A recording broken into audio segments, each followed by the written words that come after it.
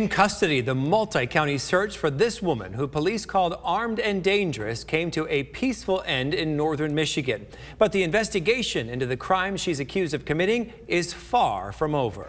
54-year-old Judy Boyer was wanted for a deadly double shooting. But as police searched for her and the Clare County property where it all happened, they discovered 2 more bodies. TV5's James Felton is piecing it all together with the very latest developments. We come up for a house we had to check up there in Wexford County, and they checked it and she was there this morning. Judy Boyer is in custody. Authorities say she's responsible for the carnage left behind on this property at the intersection of Harrison Avenue and Elm Road in Clare County. It's a big weight off your shoulders when you get somebody that you believe is involved in something like this. Clare County Sheriff John Wilson tells us a 911 call came in Wednesday afternoon around 4 o'clock. Someone heard a couple of gunshots and went over to check on the people in the home. That's when 2 men in their 30s were found. One dead, one still breathing. He died a short time later. Then, as investigators searched the area, the bodies of a man in his 80s and a woman in her 60s were found in a building behind the house. We didn't know these 2 people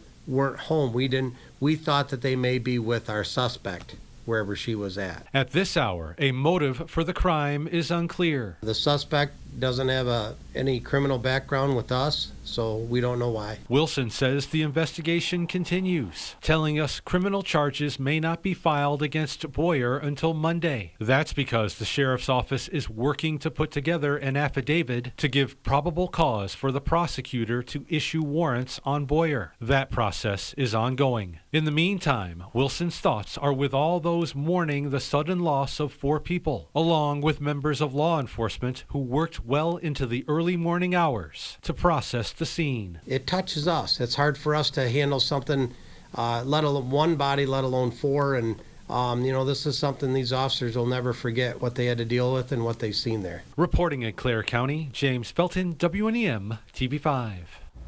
The sheriff tells TV5 the department does plan on holding a press conference in the coming days. We'll have more from neighbors and the sheriff on TV5 News at 6.